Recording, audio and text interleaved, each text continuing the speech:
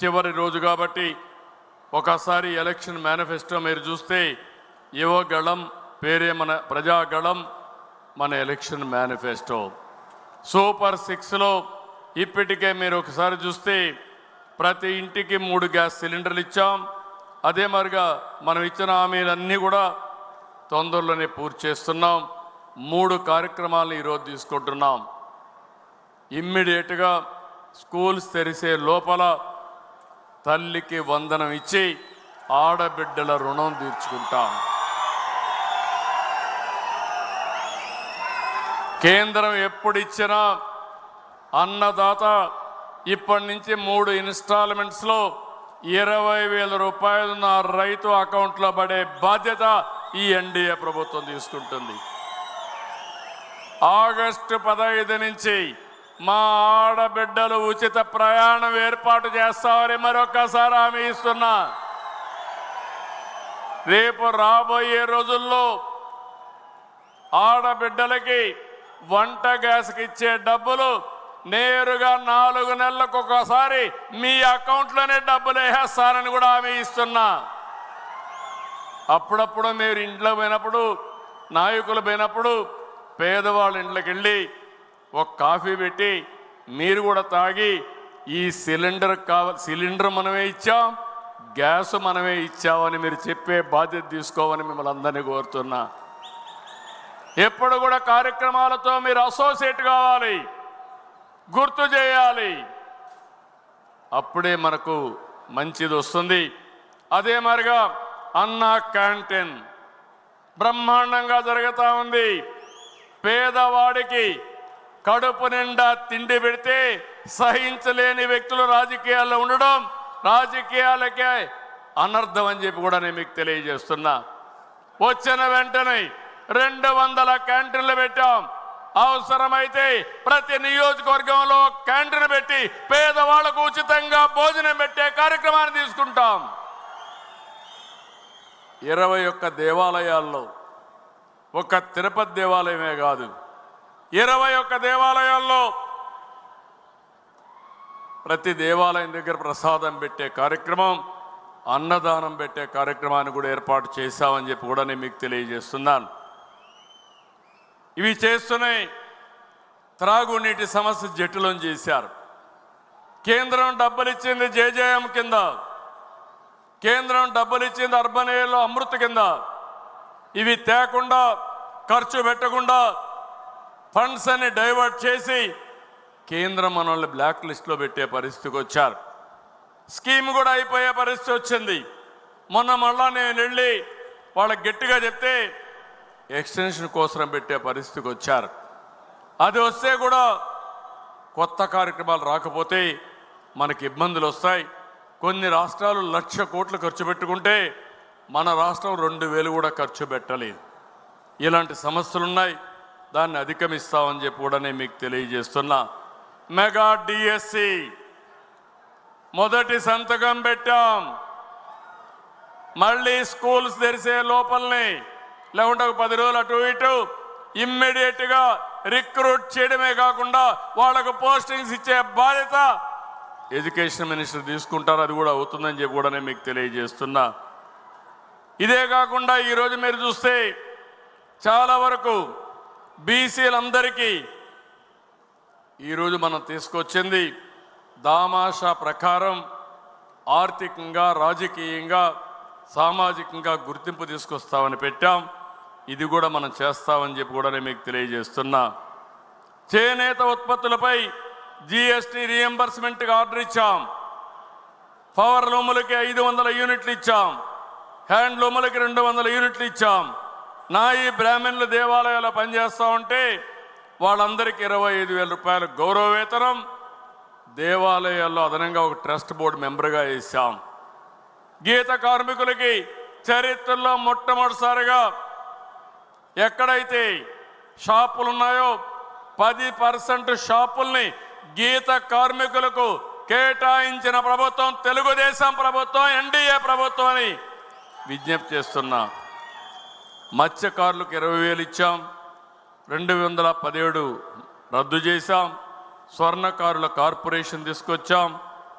ఇంకొక పక్క ఉద్యోగస్తులందరూ గౌరవంగా పనిచేసే విధంగా నెల మొదటి తారీఖున వాళ్ళకందరికీ జీతాలు ఇస్తున్నాం, పెన్షన్లు ఇస్తున్నాం, పాడి రైతులకు ఇది చేశాం.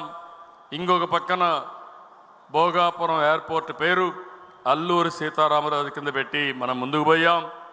సామాజిక భద్రత పింఛన్లు 4,000, 6,000, 10,000, 15,000 రూపాయలు ఇచ్చే ఏకైక ప్రభుత్వం తెలుగుదేశం ప్రభుత్వం అని చెప్పి కూడా నేను మీకు తెలియజేస్తున్నా. ఎస్సీ వర్గీకరణ చరిత్ర, ఈ విషయం మీరు గుర్తుపెట్టుకోవాల్సిన అవసరం ఉంది. ఇది సామాజిక న్యాయం. ఆ రోజు నేను 96లో చేశాను. చేసిన తర్వాత కొన్ని సంవత్సరాలు అనుభవించారు. ఆ తర్వాత మీరు చూస్తే ఆనాటి ప్రభుత్వం కాపాడలేకపోయారు.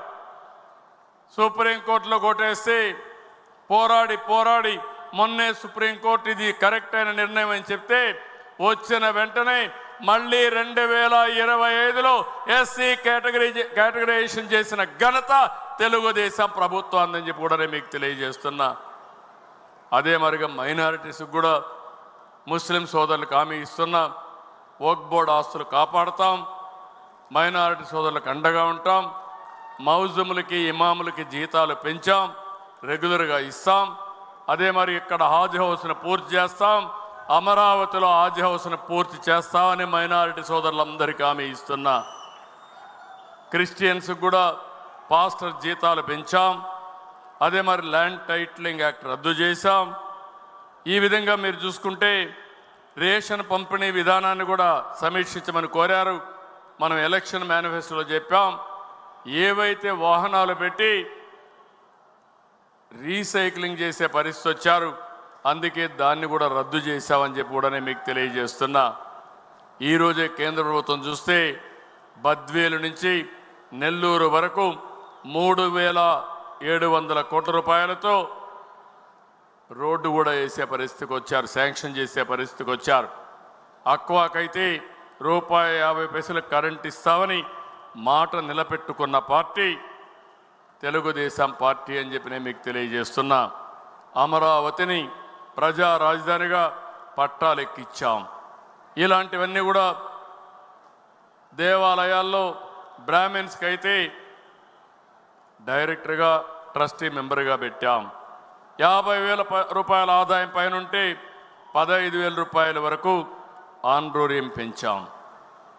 50,000 కంటే తక్కువ ఉంటే 10,000 రూపాయల వరకు, 5,000 నుంచి 10,000 రూపాయల వరకు పెంచాం. ఇంకో పక్క వేద విద్యను అభ్యసించిన నిరుద్యోగులకి యువగళం కింద 3,000 రూపాయలు ఇచ్చాం. ఈ విధంగా మీరు చూస్తే మన ఎలక్షన్ మేనిఫెస్టోని ఎక్కడికక్కడ మనం అధ్యయనం చేసుకుంటూనే ఎన్ని చేయగలుగుతామో అన్నీ చేసుకుంటూ మనం ముందుకు పోతున్నాం. మనం జవాబుదారితనం, నా హైకమాండ్ అయిన కార్యకర్తలు ప్రజలేనని చెప్పి నేను మీ అందరికీ విజ్ఞప్తి చేస్తున్నా. ఇవి చేసిన తర్వాత రేపేట మనకు పబ్లిక్ మీటింగ్ ఉంది, మిగిలిన విషయాలు అక్కడ మాట్లాడుకుందాం. ఈరోజు మీ ముందర ఇంకొక విషయం, మన పార్టీ ఎప్పుడు కూడా మన మీదనే ఆధారపడతాం, నిధులు కూడా మనమే సమీకరించుకుంటాం.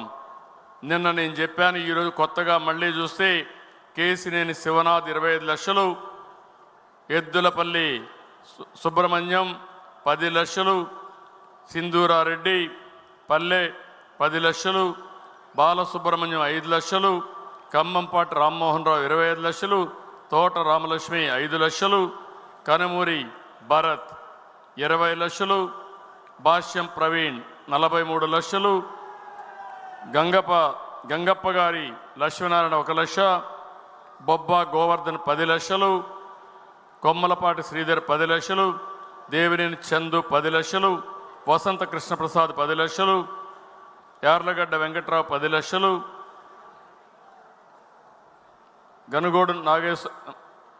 గంగోడు నాగేశ్వరరావు 2 లక్షలు, రాజు సుధాకర్ 25 లక్షలు, మల్లికార్జున 5 లక్షలు, మారుతి చౌదరి 10 లక్షలు, గొట్టిపాటి లక్ష్మి 5 లక్షలు,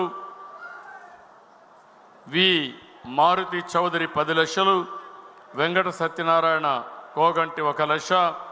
ఈరోజు వచ్చిన డబ్బులు చూస్తే 3,24,116 రూపాయలు వచ్చింది. నిన్న దగ్గర నిన్న నేను చెప్పాను మీ అందరికీ, నిన్న మీరు చూస్తే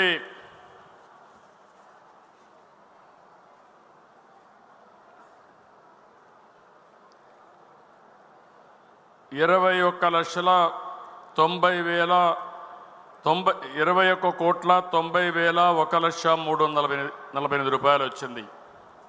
మొత్తం కలిసి నిన్న ఈరోజు ఇంకొకరు కూడా ఈరోజు 5 లక్షల రూపాయలు రావు వెంకటేశ్వరరావు ఇచ్చారు. వారికి కూడా అభినందనలు. ఈరోజు మొత్తం మీరు ఒకసారి చూస్తే ఈ మహానాడులో 25,14,01,464 రూపాయలు మన కార్యకర్తలు ఇచ్చారు. దీనికి అదనంగా 5 లక్షలు వచ్చింది. ఇది ఒక చరిత్ర. మన ఖర్చులకే కాకుండా కొంత డబ్బుల్ని మళ్ళీ మనం ఉపయోగించుకునే విధంగా ఈ కార్యక్రమానికి శ్రీకారం చుట్టారు. వారందరికీ మనస్ఫూర్తిగా అభినందనలు. తెలుగుదేశం పార్టీ ఏర్పాట్లపైన ఫుడ్ దగ్గర నుంచి, క్లీనినెస్ దగ్గర నుంచి, మీ వసతుల దగ్గర నుంచి నిన్న ఈ రోజంతా ఫీడ్బ్యాక్ తెప్పించాం. తీర్మానాలు పాస్ చేసిన దాని మీద, సబ్జెక్ట్ మీద కూడా అసెస్ చేశాం. ఈరోజు మీరు చూస్తే ప్రజాభిప్రాయం మహానాడు అయితే చాలా బాగా వచ్చింది. 68% నుంచి ఒక్క మరుగుదొడ్లు పరిశుభ్రంగా ఉన్నాయంటే అవి మాత్రం రేటింగ్ తక్కువ ఉంది. 50% వచ్చింది. అంటే అవన్నీ కూడా కమిటీలు పంపిస్తా వండర్ఫుల్ అరేంజ్మెంట్ చేశారు. చాలా బాగా శ్రద్ధ పెట్టారు. నిన్న ఈ రోజుకి చాలా బాగా మార్పు వచ్చింది. ఇంకో పక్కన మీరు చూస్తే ఈరోజు కూడా నిన్న కంటే ఈరోజు బాగా ఇంప్రూవ్ అయింది. ఆ విధంగా మనం చూస్తే నిన్న 50% ఉండేది, ఈరోజు 60-65%కి వెళ్ళింది. 77 నుంచి 67%కి వచ్చింది. తీర్మానాలపైన మహానాడులో ప్రజాభిప్రాయం చేస్తే విధ్వంసం నుంచి పునర్నిర్మాణం వైపు అడుగులంటే 73 నుంచి 68% ముగ్గురికి. ఇంకో పక్కన రాష్ట్ర అభివృద్ధికి కేంద్ర సహకారం చంద్రశేఖర్ గారు మాట్లాడితే పెమ్మసాని 72%. ఇంకో పక్కన యోగా ఆంధ్రప్రదేశ్ మాట్లాడినటువంటి సాంబశివరావుకి 70%. ఇది కాకుండా ఇంకొక పక్కన రాష్ట్రంలో అభివృద్ధి వికేంద్రీకరణ కింద మొత్తం చూస్తే 71, 69, 71 ముగ్గురికి కూడా చాలా బాగా వచ్చాయి. ఇంకో పక్క మౌలిక సదుపాయాల్లో రాష్ట్ర ముఖ చిత్రం మాట్లాడితే 71, 70. రాష్ట్రం విధ్వంసం నుంచి పునర్నిర్మాణం వరకంటే 73 నుంచి 68. విద్యుత్ రంగంలో విప్లవాత్మక మార్పులు 72 నుంచి 66. సమగ్ర సాగునీటి ప్రణాళిక ఉజ్వల భవిష్యత్తు కింద 73 నుంచి 69 వరకు వచ్చింది. అంటే నేను ఒకటే మీ అందరికీ ఇంప్రెస్ చేస్తున్నాను, నేను ఏ విషయం కూడా మీ అభిప్రాయాలు తీసుకుంటున్నా. రెండోది, మీలో ఎవరెవరు ఎట్ట పని చేస్తున్నారో ప్రజాభిప్రాయం తీసుకుంటున్నా. ఫైనల్గా ప్రజలు మెచ్చిన పాలన, తెలుగుదేశం పార్టీ కార్యకర్తలు శభాష్ అని కాళ్ళరెత్తుకొని తిరిగే విధంగా పరిపాలన ఇవ్వాలన్న ఆలోచన. అందుకే పింఛన్ ఇస్తే ప్రజాభిప్రాయం తీసుకుంటున్నాను. రెండో పక్కన టెక్నాలజీ ఆడిట్ చేస్తున్నాను. ఇంట్లో కూర్చొని ఇచ్చాడా, ఎక్కడిచ్చాడా అని. ఇలాంటి వినూత్నమైన కార్యక్రమాలు చేస్తూ ప్రజాహిత పాలన చేయాలని, ప్రజలు ఎప్పుడూ మెచ్చుకునే విధంగా ఉండాలని, ఎక్కడ జీరో కరప్షన్ ఉండాలని ఇలాంటి కొన్ని సంకల్పాలతో ముందుకు పోతున్నాం. నేను ఇక్కడ ఉండే కార్యకర్తలందరినీ కోరుతున్నాం, రేపు ఎటు మనం పబ్లిక్ మీటింగ్లో ఉంటాం, కానీ నేను మిమ్మల్ని కోరేది మీరందరూ కూడా పూర్తిగా సహకరించండి.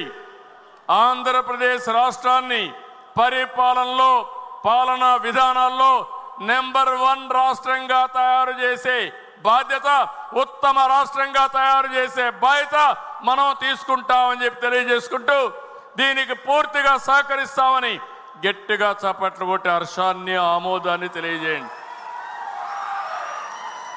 మహానాడు 2 రోజులు బాగా జరిగింది, అర్థవంతంగా జరిగింది.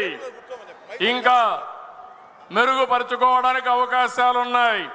బాగా జరిగిందనే వాళ్ళందరూ కూడా చప్పట్లు కూడా చెప్పండి, బాగా జరిగిందని.